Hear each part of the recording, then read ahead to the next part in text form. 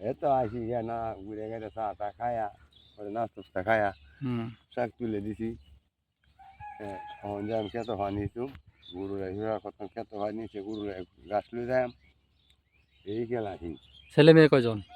ছেলে মেয়ে মেয়েও তিনজন ছেলেও তিনজন মেয়েও সাজিদের আইছি ছেলেও আর সাজির আরেকজন রয়েছে আর দুই ছেলে তাকে কাতার দুই ছেলে কাতার থাকে, হ্যাঁ? জি বাড়িতে গরু কটা পালেন? গরু পালি আমি ওখানে বর্তমানে দুইটা আছে দুইটা আছে। আরে গরুটা আছে আমি এটা বেচতাম না আর একটা হলে নেও দুইটা 2.5 লাখ টাকা বেচতে পারবেন? যাক আলহামদুলিল্লাহ, 2.5 লাখ টাকা আপনার বেচেন। ওখানে কি কাজ করবেন?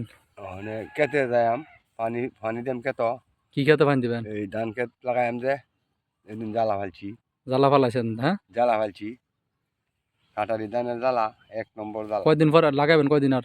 ওই তো 10-15 দিন পরে তো দাওয়া তুললে দাওয়া তুললা? ওখানে দাওয়া আছে না হুম। ওখানে দাওয়া আছে সত্যি মন ধান মতো পাইতাম পারি এই 2-3 দিন পরে তুই কাটা লইয়া মুনি লইয়া এটা খেতে পানি দিয়ে যাত করে তুই যাই হুম। এটা আল লাগতো না এটা এমনি লাগাই তারম ও, আগে লাগাই তারম কাতা না? এখানে যে জ্বালা ফালানো হয়েছে, জ্বালা মোটামুটি বড় হয়ে গেছে। এইগুলা কিন্তু এই যে আশেপাশের এই যে জমিগুলো এই যে পানি আটকায় রাখছে, পরিষ্কার হয়ে গেছে, এইগুলাতে কিন্তু কিছুদিন হইতে লাগাইবে। আর ওই যে ওই সাইডে ধান লাগানো শুরু করে দিছে। আর চাষা ওই যে ওই জমিতে পানি দেওয়ার জন্য চলে যাচ্ছে, পানি দিব। আর ওই জন্য ওই পাশে আরেকজন ভাই কচুরি কাটতেছে। তো অনেক সুন্দর একটা পরিবেশ, সুন্দর একটা জায়গা, দেখতে থাকেন।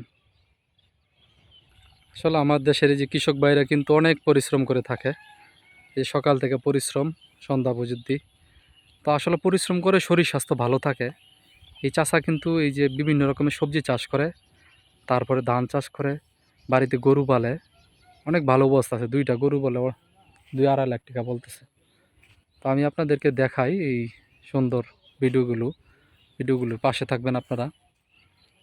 দেখেন অনেক সুন্দর একটা পরিবেশ, অনেক সুন্দর একটা বিল। এই যে অনেক কৃষকে কাজ করতেছে, অনেকে ধান রোপণ করতেছে। কিছুদিনের ভিতরে এখানে কিন্তু এই ধান রোপণ করা হয়ে যাবে।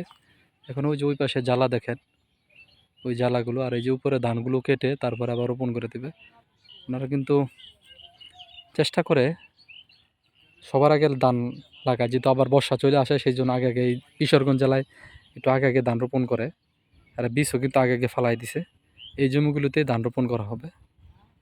এই যে জমির সাইড দিয়ে বিল পারে কিন্তু এই যে কলমি শাক পাওয়া যায়, অনেক সুন্দর সুন্দর কলমি শাক হয়। এই যে সুন্দর সুন্দর কলমি শাক, রাস্তার পাশে কিন্তু অনেক কলমি শাক হয়, যেটা আমরা অনেক পছন্দ করি, কিন্তু সবসময় খাওয়া হয় না। যারা গ্রামে থাকে তারা কিন্তু এটা সবসময় খাইতে পারে, এদের শাক সবজির কোনো কিছু অভাব হয় না। তা আমি আজকের মতো এখানে বিদায় নিচ্ছি। ভালো থাকবেন, সুস্থ থাকবেন, আল্লাহ হাফেজ।